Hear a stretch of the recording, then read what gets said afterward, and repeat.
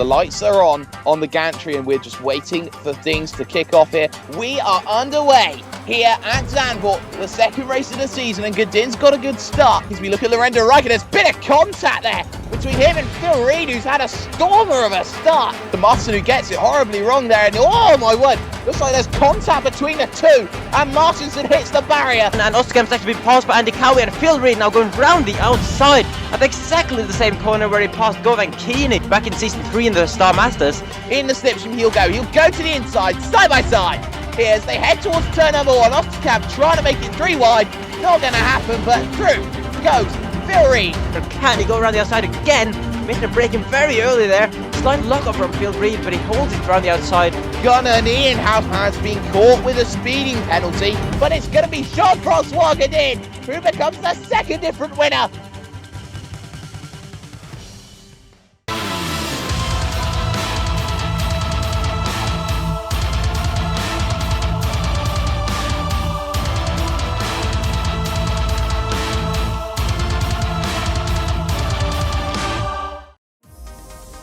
Welcome back then to the AOR Formula Renault 2.0 Championship. This is Season 1, round number 3 of the championship. We have gone to Spa-Francorchamps and then the trip last time to the Dutch dunes of Zandvoort. But now we're all alone on an island, Phillip Island. Here, 36 laps, 12 turns, 4 and about 4.5 kilometres here around this circuit. And I'm not alone, I'm joined by everyone's favourite commentator, it's Fisi.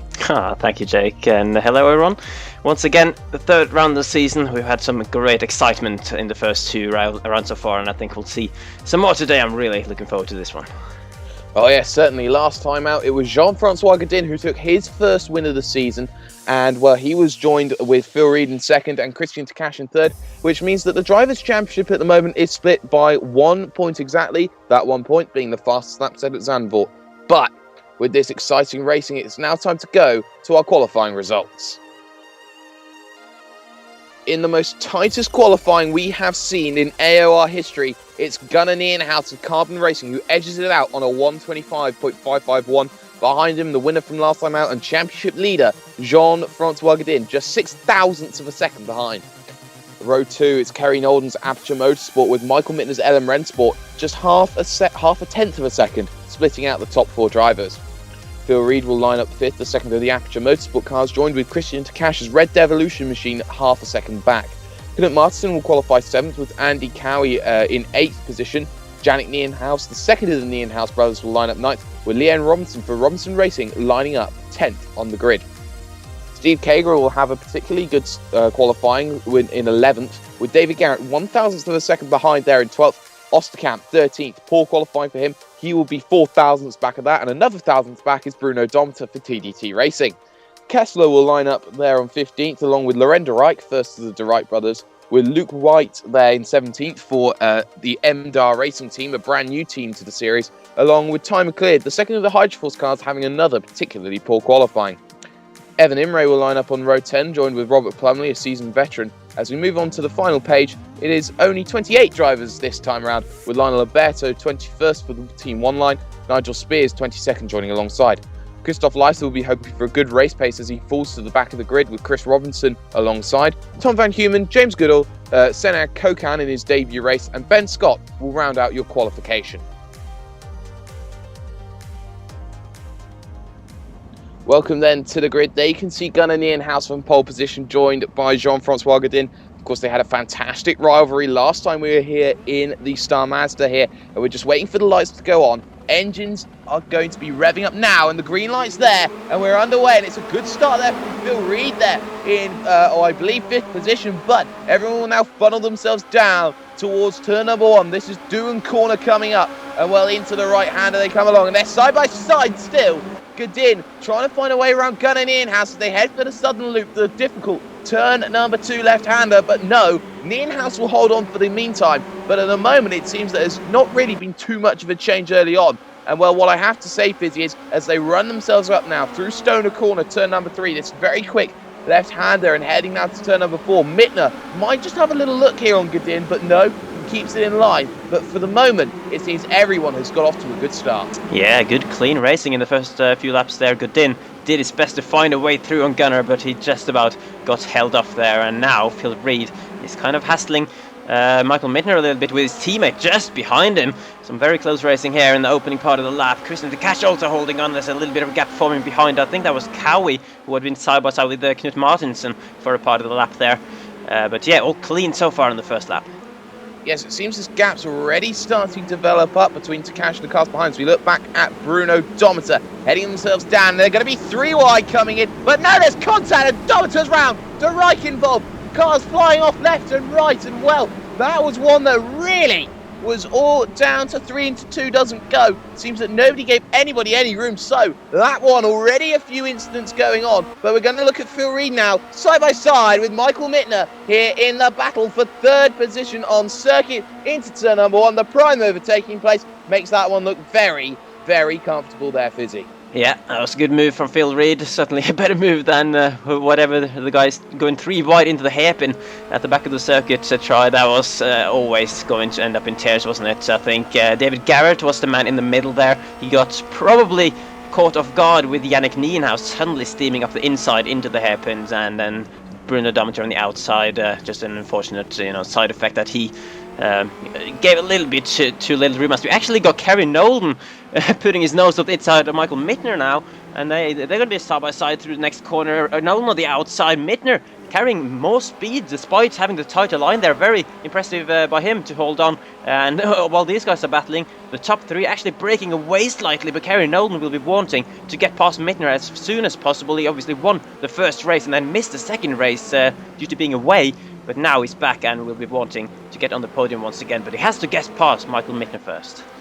Oh, yes, he does. And you just looked at it. Siberia is a very difficult one to get right. As you look at them go through turn 11, there's the very difficult pit entry that we're going to see in the pit stop window later on. But we're going to switch back to Christian de Cash right now, who's on the back of Kerry Nolan. Well, the Aperture cars seemingly can't get a portal, as we're going to have a battle for the race lead now. Jean-Francois Godin going for the inside on Gunnar Nienhuis, and well, makes that one look very comfortable, does the Canadian, the championship leader, and Nienhuis after 2 stretches of bad luck, not getting it right. Phil Reed, fastest lap, a 1:26.1 to get things kicking off in terms of that. And well, you can say Godin ran a little bit wide there, so you could argue that Nienhuis might be able to get the run, and yes, he will. He'll go to the inside now, which will turn into the outside for turn number 4. Difficult one down into Honda corner. It's a tough corner to get right as you're always braking. You can see, trying to run it around the outside, giving them each other no room at all. And well, they're going to remain side by side as they head for turn 6, Siberia. And well, Godin is going to have to yield, but now Fisi,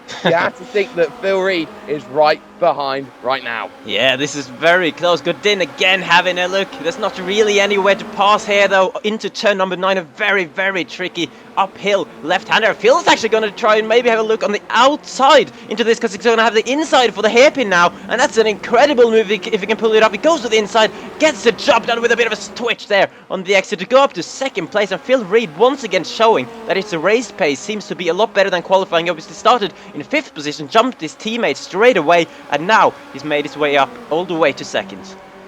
Bravery, will you call it that? Because that was brilliant, but now does he compromise his run? Because Godin's now going to go back for the inside as they head for turn 1 again, and well, Reed will have to yield. So all that work around Lukey Heights, it's done nothing to help them. But Kerry Nolan, the second of the Aperture cars, he wants to fight. He's on a 25.9 fastest lap now, and well, Michael Mittner will surely be sweating in his boots at the fact that the second of the Aperture cars and Season 1 Star Mazda champion is chasing hot on the heels. But Mittner has race wins to his name, 3 to be precise in every series that we've raced so far. Into Honda they come along, and for Kerry Nolan, well, he's looking to try and keep his momentum going after Spa-Francorchamps 2 races ago. Of course, we've said he didn't race at Zandvoort, but now he wants to keep his 100% record in this car going very strong here, Fisi. Yeah, and worth pointing out, I guess, that LM Rennsport, Mittner's team, and Aperture Motorsport, obviously Nolan and Reed's team, are the 2 at the top of the team championship at the minute as well after the first couple of races. So an interesting battle going on there, and Mittner doing a good job so far, and the catch as well. There seems to be a top 6 train breaking away at the moment. Everyone in the top 6 still in the mix, still in the slipstream of the car ahead, pretty much. Although I think Gunnar Ninas might have had a slight break away at the front. We're going to see if we can get him in the shot there. But while Reed and Godin was battling, and now Reed and Godin are going to battle again for the inside this time. Reed doing exactly the same move that Godin pulled on the previous lap. And yeah, Gunnar not that far ahead actually. But as saying that though, he set his new fastest lap of the race. Yes, he does. Looking at Jannik Nienhuis now fighting with Lee N. Robinson, if I find myself correct here, into turn number 2, the southern loop. And well, you can see Nienhuis through on Lee N. Robinson at the moment, part of Robinson Racing. But we go back to David Garrett involved in that first lap incident. Seeing he's fighting with Nigel Spears right now as Garrett turns it around 180. That forces Nigel Spears off in the gravel. But that's a shame for him. But Kerry Nolden is here, looking to try and fight with Michael Mittner once again as they head through Siberia. He's going to have to try and make his run sorted. There is an opportunity through Lukey Heights, but it certainly isn't recommended in terms of Phil Reed is concerned. But you have to look at it. They are really putting the pressure on. Aperture really trying to strangle the neck right now as we look back again at Leon Robinson, trying to get around that Toro Rosso-esque livery from Jannik Nienhuis. And he might have a go into Lukey Heights. He does put the wheels side by side, and he'll go for the inside. Great move. Robinson up a position to 9th. Yeah, that's a brave move, to be honest. This is a very tricky corner, and then the next corner as well, not doing Robinson any favours there. Nienhuis might get an opportunity to get straight back past, but he's back down a little bit there on the outside. Very tricky as well to be side by side through the penultimate corner there, as now Karen Eldon might finally find a way through on Mittner, who doesn't go defensive into the first corner. He's going to hold the racing line. Nolden's going to have a tighter line through and takes that position now. Nienhuis in front with another fastest lap of the race, as Godin still holding off Reed for second place as well.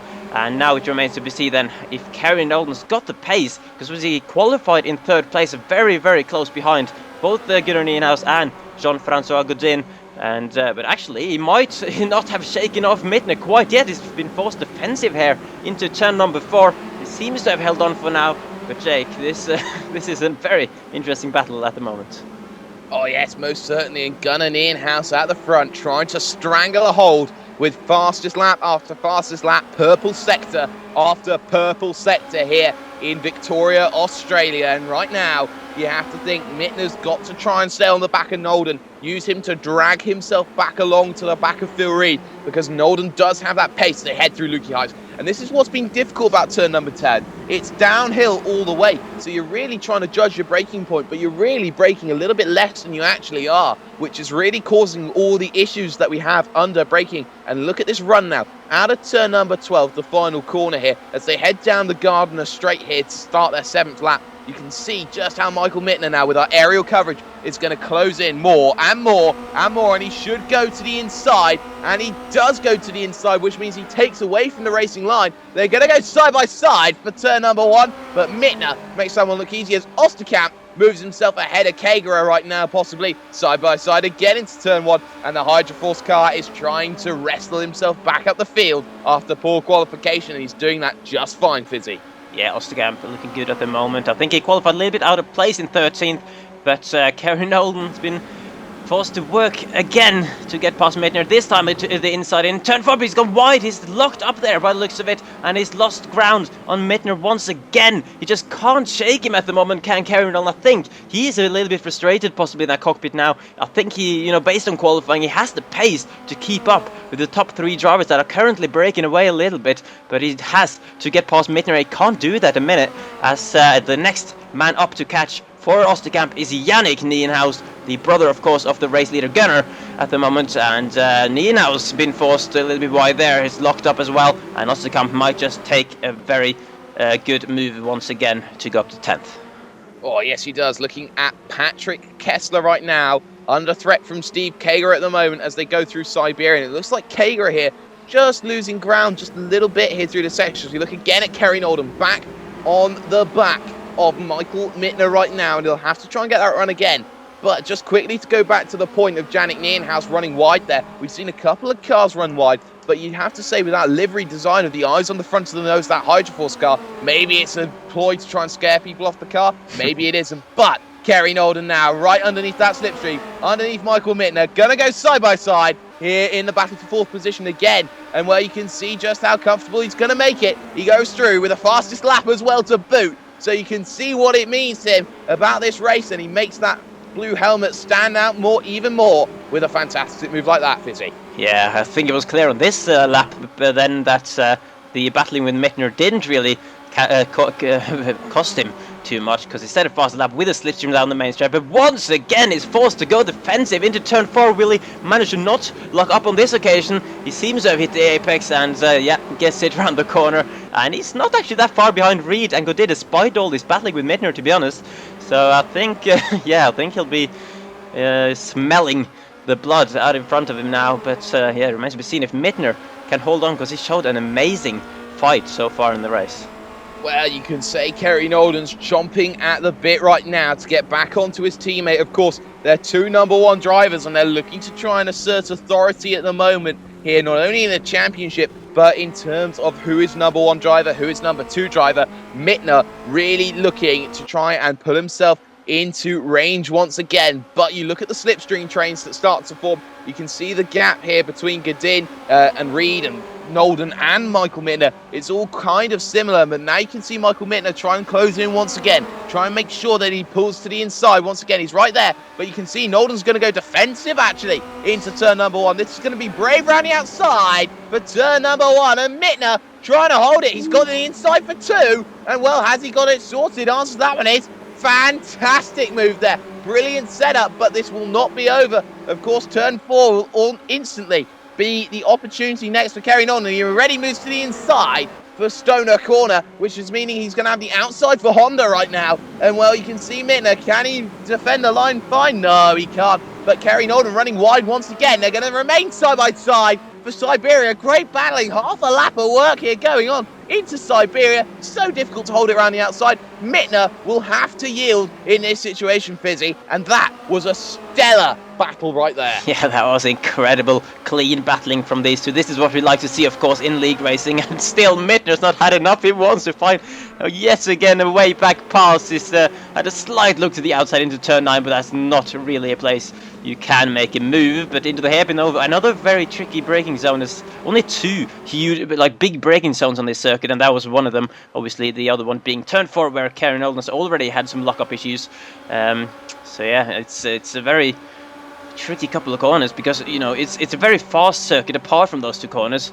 So yeah, it's a circuit of good variety and some very challenging corners. And once again, Mittner's gonna come back to Nolden, not defending this time on the inside, because last time it didn't work out. Nienhaus in front, still getting that fastest lap, and this time though Nolden holding it around the outside, just like Mittner did in the lap before, to keep that position now once again.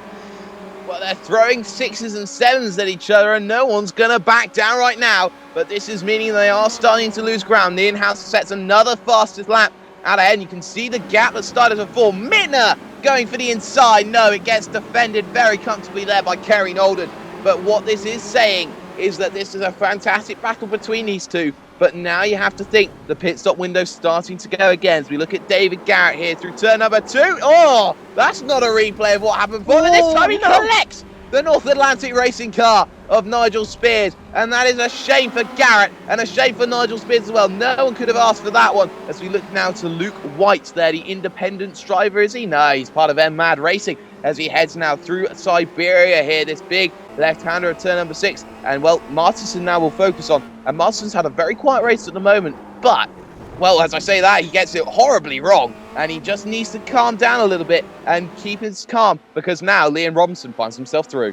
Yeah, that was, you know, going back to the points of that being a tricky braking zone. He just locked his rear there, I think, Martinsen, and Liam Robinson being right behind him to capitalise on that. And I think they've got René Osterkamp for company in a second as well, just behind. This is the battle for 8th, 9th and 10th at the moment in this race, as now we can see Osterkamp has really caught up to the back of Martinsen, as Kerry Nolden now setting a fast lap from 4th position to try and close that gap that we saw to the top 3. Osterkamp looking to the outside into turn 4 here on Martinsen. He's got a much better run out of the previous corner. Yannick Nienhaus also behind, looking feisty maybe in a second, and Osterkamp round the outside it goes. That would be very impressive if he can make this move stick. Can Martinsen answer with it around the outside of his own? No, he can't. He runs way too deep through turn 5, and yeah, that is a job done for Osterkamp. And next man for him to catch is Liam Robinson. Comfortable job again then from Rene Osterkamp, up 4 positions from his grid slot at the moment. But Martinsen hasn't got off the back of him just yet, and this will mean that he'll have to play the defensive game into turn 1 and 2. Down the hill from Lukey Heights and into turn number 10, and Nienhaus all over the back gets a bit of a slide, and I think he's just lost it, and that will be the end of that one in terms of fighting Martinsen at the moment for Nienhaus. A shame for him there, but Martinsen, you have to say, is really trying to run this one very, very comfortably here round into the slipstream of Osterkamp, but you can see just how much he's pulled away already. Can that gap be closed up into turn number 1? Well, answer to that one is no. From what I can tell, no is the answer. Martinsen just going to have to sit and play ball at the moment. Yeah, I'll have to say Osterkamp's pace is looking very strong at the moment, and yeah, I think I touched on this before, that I think that he was very much out of position with his qualifying position in 13th place. He's really made some good moves so far this race and working his way back up, and his teammate though, Ty McLeod, has had a huge off there. He managed to slow it down before hitting the barrier there at turn number 2. Evan Imre goes through as he sits there in the gravel, McLeod, and he's going to drop nearly out of the points back there. That is a big mistake for the man who still has yet to score a point in this season. Obviously been quite unfortunate in the first 2 races, and yeah, once again he's had a mistake here, Jake. Yes, he has, and something to note is he does have a brand new cockpit installed for this race, so that might be what's giving him a few problems at the moment. It was a massive snap of oversteer which managed to save it, as we look at Gunnar Nienhaus right now, heading himself down through turn 3, and there's drama ahead because there's a car speed. He hits him! He hits him! There's contact between them, and the leader, for the second time in 3 races, Gunnar Nienhaus has just hit a back marker, and it's Ben Scott, the independent, who spun it at Lukey Heights. And well, you can never imagine for that. And sure, Mr. Johnny Simone would say that he hates back markers getting involved in a race, but that was one that you could never account for. Nienhaus now in all sorts of trouble as Kerry Norden now closes back on his teammate. Yeah, that was very, very unfortunate. Interesting now, though, to see how these guys will play the team game, because Godin and Gunnar are looking like they're pulling away in front. I mean, Gunnar is still going, despite having slight contact with that back marker. Just a very unfortunate incident. Ben Scott obviously being a lap down, having an incident of his own just completely by himself. Gunnar Nienhaus just can't see it in time. Slight touch on the side pod, and it remains to be seen whether he has damage or not. He's still holding onto the lead at the front. For now, you can see up ahead though that Godin is really close in, and now Phil Reed moves to the side to let his teammate Kerry Nolden pass. That must be tactics, because that move looked very, very simple for Kerry Nolden. So I think Reed may be realising that Nolden has a slight pace advantage and is the best bet for those two to close up to these guys. Yes, it is, and well, you can see the battle for the race here at the moment, and you can see this is a really odd position here to try and make the move sorted here from Jean-Francois Godin, who moves to the race lead. And what has to be said, there must be damage on that carbon racing car, because now he's going to get swarmed by the 2 Aperture boys there, Nolden and Reed, as he heads down through turn number 10. He's trying to get the run sorted there. Big twitch again from Gunnar Nienhaus, and now he looks like he is in all sorts of trouble down his front straightaway. You can already see Kerry Nolden here as he goes to the inside. I think that's admission there from Gunnar Nienhaus. He has damage. Through will go Aperture into 2 and 3. You can see just how much wobble there is on that wheel and how it is skewed to one side, because he is trying to keep this wheel very much planted straight, and it's not going to work for him. But now Aperture have a great opportunity to close down the team players, man, and you can see just how much Nienhaus is struggling, Fisi. Yeah, wow, that's really, really bad luck for the race leader. He was looking pretty comfortable in the race before that. He wasn't really challenged from Godin or Reed, or for that matter, since the first lap of the race. And yeah, now he's gone all wrong, and you can see his Mittner now closing in on him on the straight, so he's going to be dropping way down the field. Maybe he's waiting for the pit stop window, which I would say actually opens around about now, I would imagine, because we're reaching the halfway point of the race. So if I was Gunnar, I would go into the pits, just try to see if there's any way he can repair that damage he has, and whether it'll be too much of a job for the pit crew, and then potentially try to just salvage as much as he can in the second half of the race. Yeah, we're looking at Phil Reed right now, and this is the interesting question. He might be the current champion, but I think he's just admitted he's the number 2 driver in this team right now, because he's let Kerry Nolden through. And this gap between Godin and Nolden, well, it looks like a second, as you can see already just how quick, easy Michael Mittner can get that one around Gunnar Nienhaus. He is really struggling. You can see, yep, he moves down into pit lane right now. as you can see just how difficult this is right now. We saw a couple of people crash last time we were here down to that wall, hence the phrase I've done, Lucas. You can see just how much he's trying to test it as he heads down into pit road right now, and I think that could be race over for Gunnar Nienhaus. I think he might just give up on this one and say no points for me. Yeah, remains to be seen. He's dropped down to 11th place for the time being, and there's tons of cars just streaming through here. Obviously, these guys will all be pitting soon as well for their mandatory fuel stop. But yeah, Gunnar will just be hoping that his damage is not too much to be fixed, but we'll have to see whether or not he comes back out on the track. As Ben Scott has had another moment there, luckily doesn't catch another car. Nigel Pearce goes through unscathed. And Ben Scott, though, he seems to have just stopped on the track to let everyone go through. Doesn't want to cause any more harm to the guys on the lead lap. Yeah, back to the top three. And Phillip Reed kind of losing touch a little bit with Kerry Nolden, but Kerry Nolden very much closing in on the leader. Oh, yes, as we look at Senna Kokan on his debut, losing at the top of Lukey Heights there. Done very well to keep that one out of the barrier, but what has to be said is this is a league with both A, beginners and B, veterans. So what you have to say is that we do have a mix of talent, a mix of ranges, and it's all about finding your footing and making sure everyone gets to the end safely right now as we look at Knut Martinsen in the Force Fisi machine, number 20, heading himself down through turn number 10 at the moment, and now through 11. That's a slow car ahead of him. I believe that is Senna Kokan, and he runs it a little bit wide, actually, there through that section as we see cars going through, and that's Jannik Nienhaus who's going to pounce. Brilliant tenacity there from Jannik Nienhaus, straight through, using the traffic as a bit of a decoy, but they're not going to finish it there because it's going to be side by side into Doohan Corner, turn number 1, of course named after the legendary MotoGP driver Mick Doohan, into the right of 1.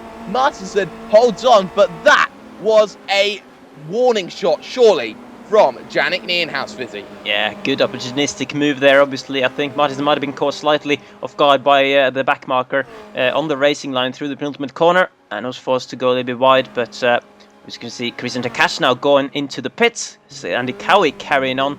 So yeah, in the next few laps, I think we'll see these guys coming into the pits thick and fast, and remains to be seen whether anyone will mess up their pit lane. You mentioned the entry is pretty tricky here. The grass is so close and it's so tight, and obviously last race as well we saw some guys speeding as well in the pits, and that affected the race quite a bit. So I'm kind of hoping that we want to see that again this time, because we want the main the results to be decided by the battles on the track. And speaking of battles on the track, we got Chris Robinson passing Luke White there for P number 20. Oh, yes, we do. And Luke White is certainly struggling as we look now to Evan Imre, who is under pressure from the car behind. Oh, no, he loses it on pit entry there, does Evan Imre. And he'll have to do a 180 on that one, because that was a mistake that you don't normally get to see from such a driver as him. But now, looking at Christian Takash now, on the back of Lionel Alberto, who has yet to make his pit stop yet. So this will be an interesting one to see what the French driver can do compared to the Norwegian of Takash. Of course, Takash, a seasoned veteran at Red Devolution here, as he looks to pull into the slipstream here as he heads diving for Honda. And well, they both run it a little bit wide there through that corner, but Takash at the moment will have to stay behind for the time being. But right now, he has to keep these consistent lap times and focus away from Lionel Alberto up ahead, because he's got to focus on Cowie and Mittner and all those drivers now. Looking at Jannik Nienhaus, heading himself now through turn number 9 Lukey Heights down into turn number 10. And for the moment, Fisi, you have to say Jannik Nienhaus is having a very solid race for himself. And well, if you can continue on this sort of form, he could be up for a top 5 as he just pulls into pit lane again. Yeah, I believe Yannick, he just about finished inside the top 10 on his debut last week. And yeah, looking solid for another one this time. And they are going into the pit stop. Martinsen carried on. And the Cash might have lost a bit of time on his outlap there with Alberto, who's now going into the pits.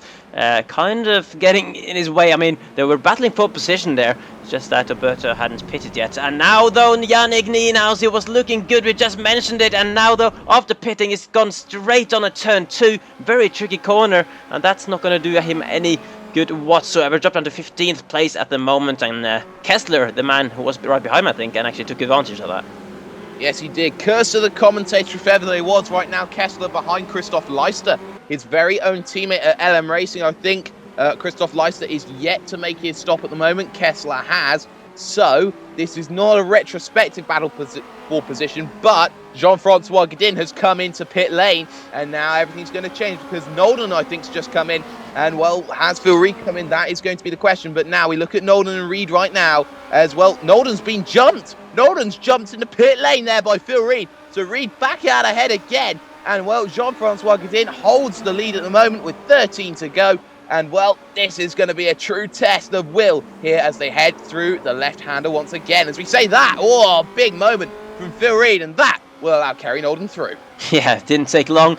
I'm not sure, it didn't look like Phil let that happen like he did on the previous occasion, but he didn't have much to say once he lost the back end there. Kerry Nolden straight through on the inside, and yeah, we've seen a few people maybe lose out a little bit from pitting early, because obviously the danger with pitting early is always that you can end up behind slower cars that haven't pitted yet. We saw Takash losing a bit of time because of it. Cowie is up to 5th at the moment, and yeah, it's all shaking out after the pits. I think the pit window is now closed, so it's all battle to the end for these guys in the final 12 and a bit laps. And Reed, well, remains to be seen whether now he will challenge his teammate back for position there, or if he will let Nolden just lead the charge to potentially catch up to Godin. Though you're not going to do it if you do that, Kerry. That is a big mistake through the penultimate corner, and Phil Reed is back through once again. Massive twitch from Kerry Nolden, and that's a mistake that you can't afford to do because it does cost time to the leader right now, and Aperture need to work together in order to close the gap down. And now Nolden's got to work to get on the back of his teammate all over again. You do not want to twitch like that into the penultimate corner. The camera didn't do it really much justice, but that was a massive twitch there from Nolden. But to just point out right now, the tyres will start to become a factor. Of course, they do not change tyres here in this league. So when you do come into this situation of hitting the last 10 laps or so, wear starts to become a little bit of an issue. You start to get a little more conscious about it, and thus mistakes start creeping in. We've seen quite a few already, but now Nolden's got to stay calm because now he puts himself behind his teammate, and now this is where the battle is going to occur. This is the fight for second place on circuit, the final 2 places on the podium. And if something goes wrong, well, there's 2 LM Rennsport cars behind who can say quite a bit about it, Fisi. Yeah, and they'll be charging of these guys as well. We mentioned before those 2 teams being the top 2 in the championship right now, and you can see Kerry Nolden getting all over his teammate through turn number 9 and down into the turn 10 hairpin. And he's going to have a great opportunity to get back past him now in the slipstream. This is the main straight on the circuit. You go through the final corner flat out here onto the start-finish straight. And will Phil Reed battle this hard? I mean, has he given up yet on Kerry potentially being able to catch Godin, or himself being able to catch Godin, and will actually be fighting for the second place? Because we've seen these two have some great battles in the past as well, but no, it doesn't look like he really fights it there. Kerry Nolden goes through on the inside again, but hopefully for Phil Reed's case and his own case as well, he can go through turn 2 now without a mistake. But Ty McLeod in another battle here, Jake, with I believe Chris Robinson for 15th.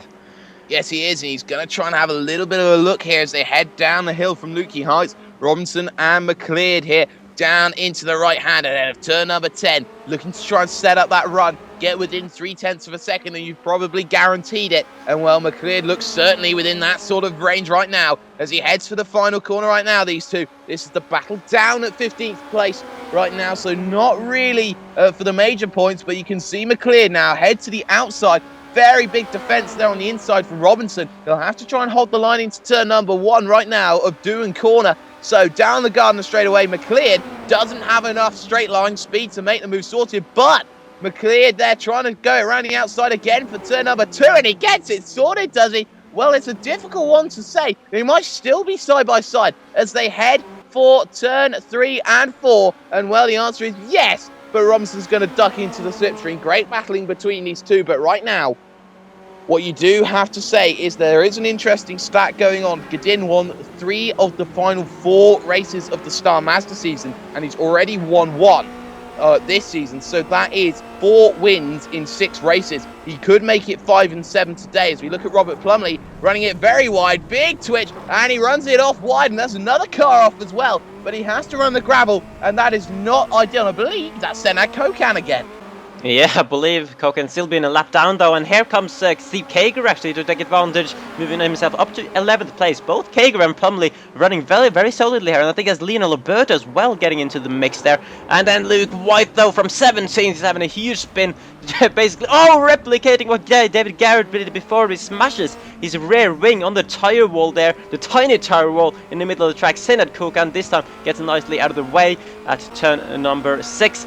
As Phil Reed once again all over Kerry Nolan, but no, it doesn't look like he's going to go for it. You can see Godin, the race leader, a couple of seconds up the road. So these two guys just really need to push on in the final 8 laps here and not make any further mistakes to have a chance at getting the win.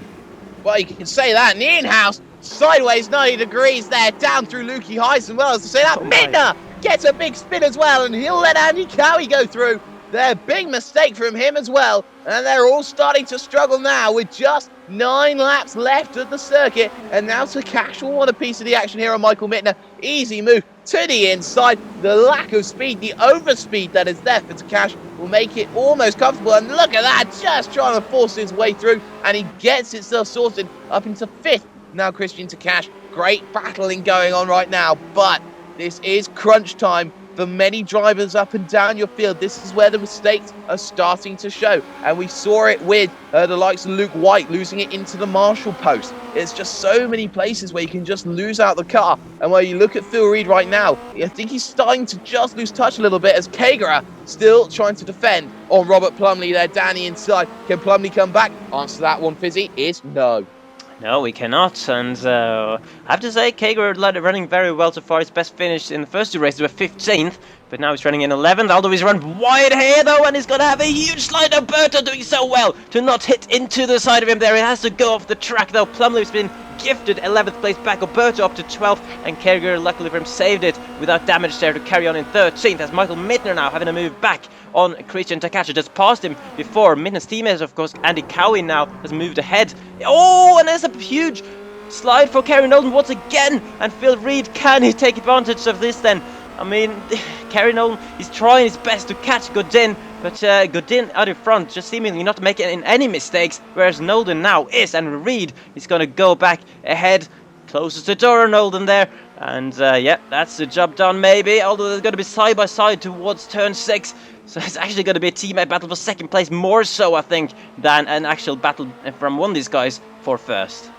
Oh, well, you can see Kerry Norton is really pushing his luck as Luke Wright goes right around again, and I believe turn 2 again, so that's not ideal. But now Takash now trying to have a go back. There's so many battles up and down your field, you just don't know where to look here with our camera, guys, as we look at Takash now trying to have a move on Mittner here down into Lukey Heights, turn number 9. It's blind uphill and then back down. There's Senat Kokan, I believe, again there with the extremely battered front nose doing a Tom Van Human. You can see just how wide Michael Mittner had to go, and now you look at Kerry Nolden here, who's going to try and have a run here on his teammate Phil Reed as they head for turn number 1 once again. They're going to be side by side for 2nd place here on the circuit into 1, and well, can Reed hold it? No, he can't right now, so Nolden gets himself through at the moment, but he's going to try and do a cutback round the outside of 2, but no, he runs it wide. He's off at the southern loop, and he does very well to keep it out of the gravel, but all that time it's lost, and that is a massive mistake from last season's champion. Yeah, that is the potential challenge for the win over, definitely for Phil Reed's case, and you know, Nolan and Reed, the 2 Aperture guys, spending too much time battling each other and battling the car at the moment to really catch up to this guy, Jean-Francois Godin, who I must say actually, you know, he has been in the AOR leagues for quite a while now, but it took his time to get his first race win. As we're gonna just first look at Luke White, who gets a beautiful 360 spinner, 10 out of 10 for style on that one. But yeah, Godin, his first race win last season in the Pro Mazda League was around Phillip Island, and then as you mentioned, he won 3 on the bounce. Yes, you did. We're looking now at Phil Reed here in 3rd on lap number 31 out of 36, and he goes and loses it again in the southern loop. That's 2 in a row, and through will go Andy Cowie up a position. So Phil Reed's really struggling now. He really needs to find his rhythm once again, because now you can see the train of cars that are there behind. Cowie is just having one of those moments as Nolan goes round 2nd place. Nobody can keep it on the Phillip Island right now. And well, the only one doing so is Jean-Francois Godin. You can see he's having to back it up onto circuit just because how far he's gone along. And you can see just how many positions he drops. He drops 2, 3, 4 positions there. He's back in 5th place and into the battle with Michael Mittner once again. So they just can't seem to separate each other. But what has gone on with the Aperture boys? They're huge dilemma there, and team management will have to have a word right now as Kerry Nolden will look to have the inside for Lukey Heights, the big left-hander. And well, does he get it sorted? Answer to that one is we're going to have to wait on that answer. Into turn number 10 they come along, and no, not just yet, Fisi.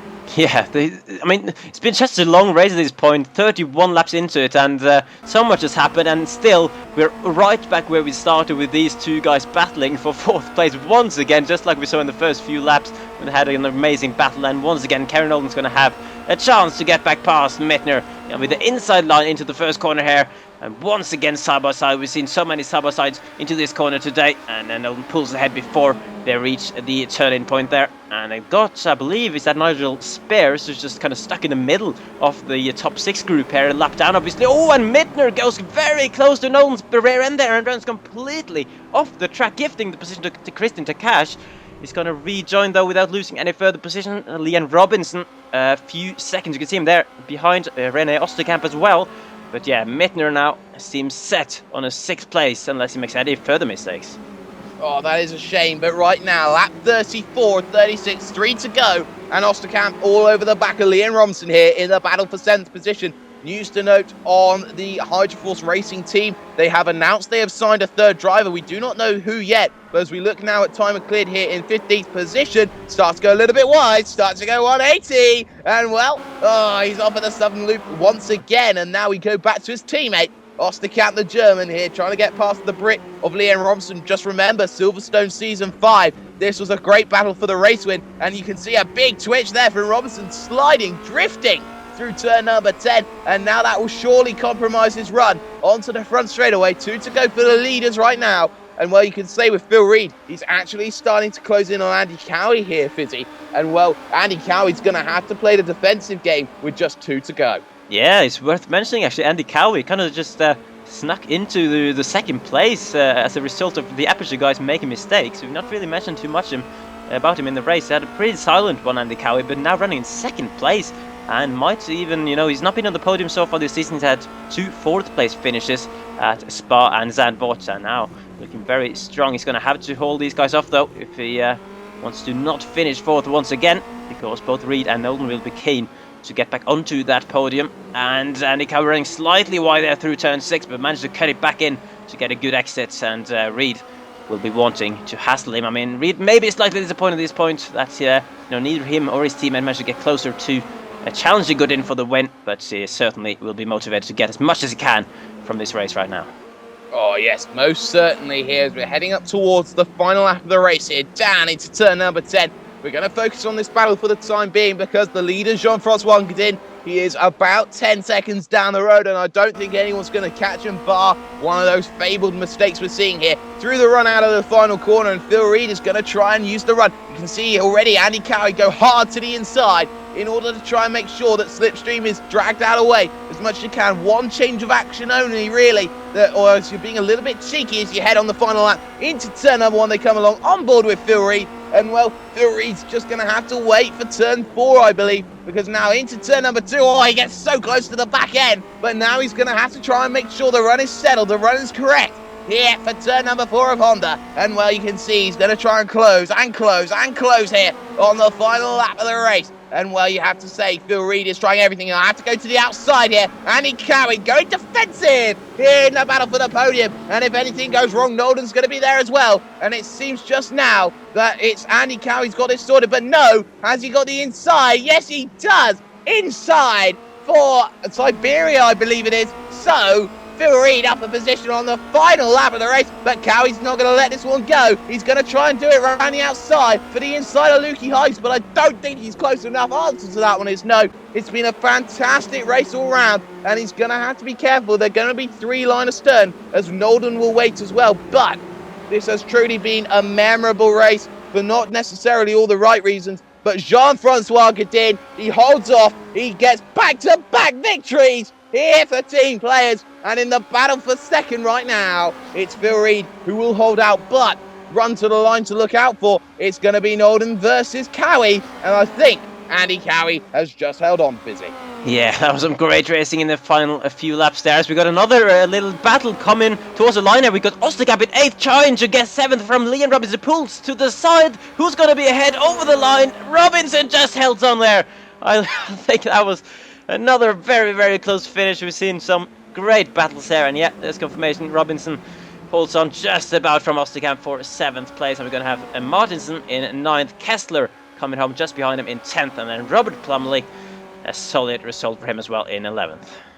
Oh yes, it's been a fantastic race for Robert Plumley there. Very consistent, manages to finish this time by Yannick Nienhuis. What could have been for him as well, because he was running up in your top 10 also, and you look at the likes of Kager and what have you coming through here on the final lap. It really has been one of those great races, and for time cleared as well for Hydroforce, he's going to have to think about what he needs to do in order to get his race sorted again, because that has been 2 poor qualifyings in a row, 2 poor races in a row for him, and well, he finally gets points there, advantage, but right now, you have to think Jean-Francois Godin is the man on everyone's lips. He is the man to beat, but there will be certainly a lot of drivers trying to chase down the Canadian destroyer right now as he heads for pit lane. The likes of Nienhuis, the likes of Nolden, the likes of Reed, the likes of even Andy Cowie. This is certainly one championship to look out for in the future. So, with all that going on and with the spin there of Phil Reed to finish off this one,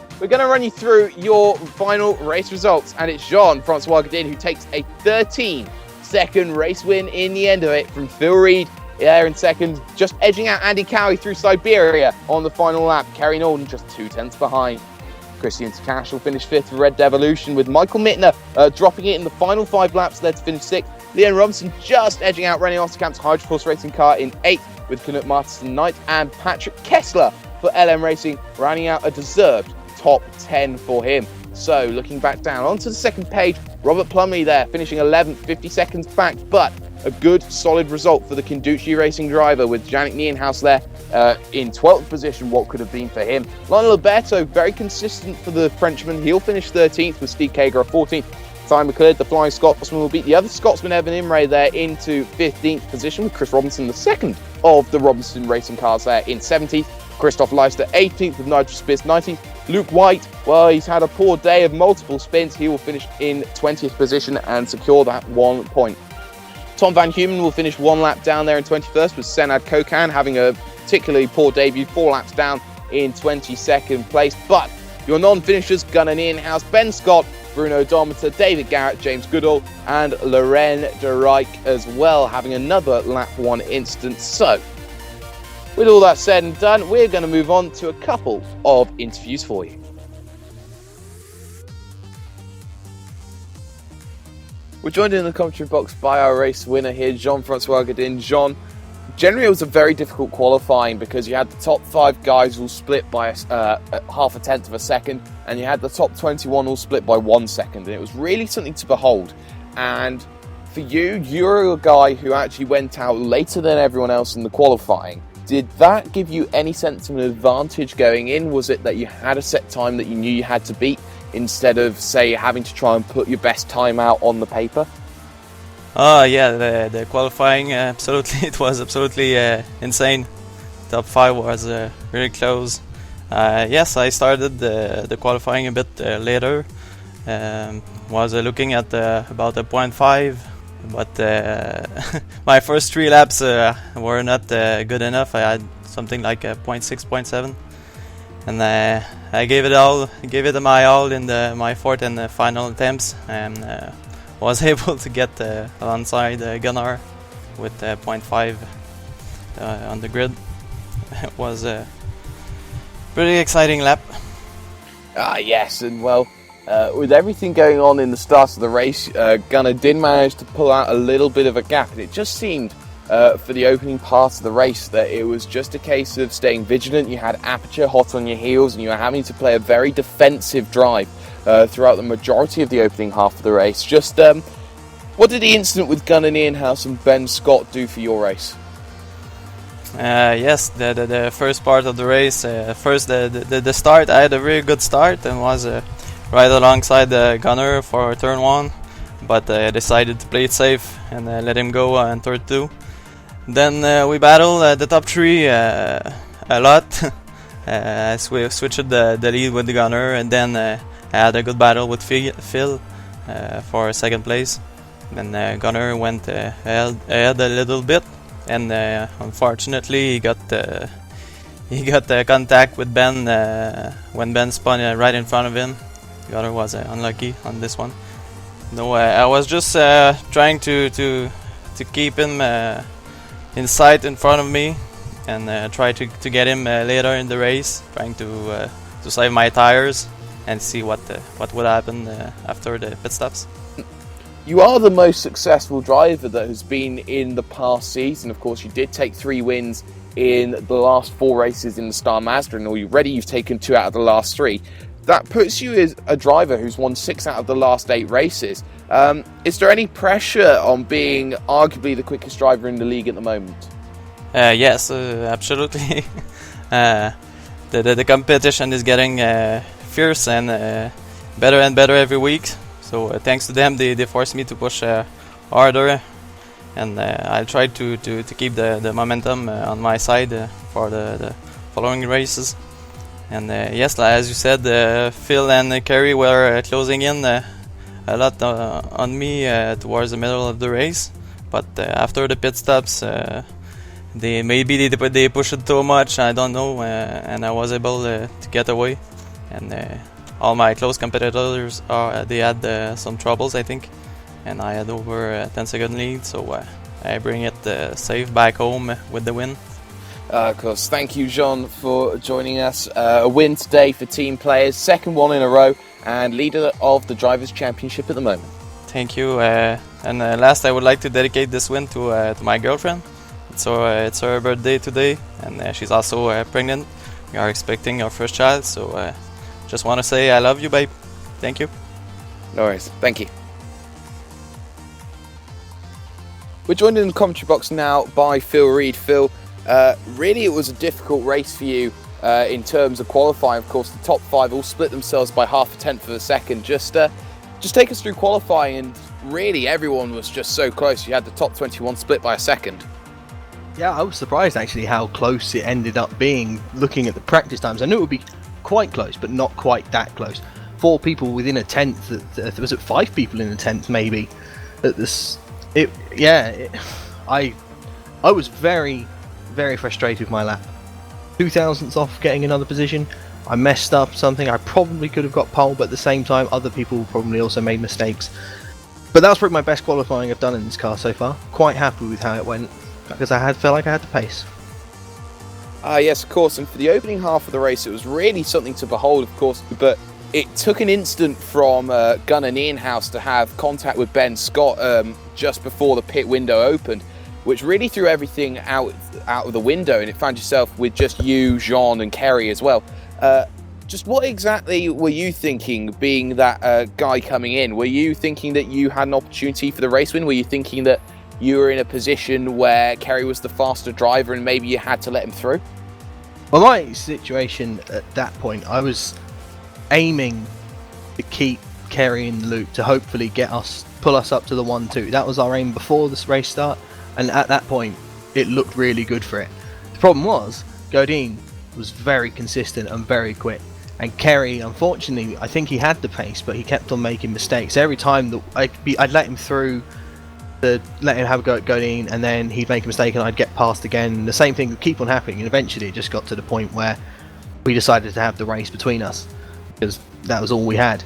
And then just mistake after mistake, and the race almost looked like it was we were going to throw the race away ourselves. Yes, and of course that the final 3 laps you were chasing down Andy Cowie hand over fist. Was that a difficult move to make? Of course, you did have to make that move in the final lap with a brilliant round the outside manoeuvre.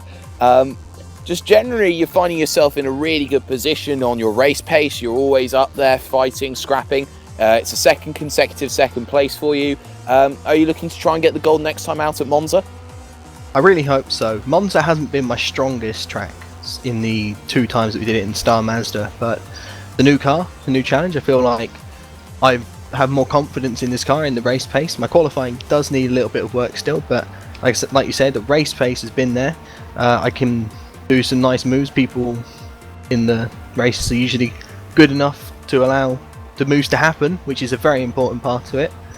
But yeah, like this race, it was a struggle, but again, a good move on Cowie, but he was held up by a backmarker. The backmarkers, I have to admit, going through a few of them were a bit risky. It was quite suspenseful going past them. You didn't know whether they were going to let you through, hold you up, and I think I only caught Andy in the end because a backmarker held him up going through the final corner, which really put me in position.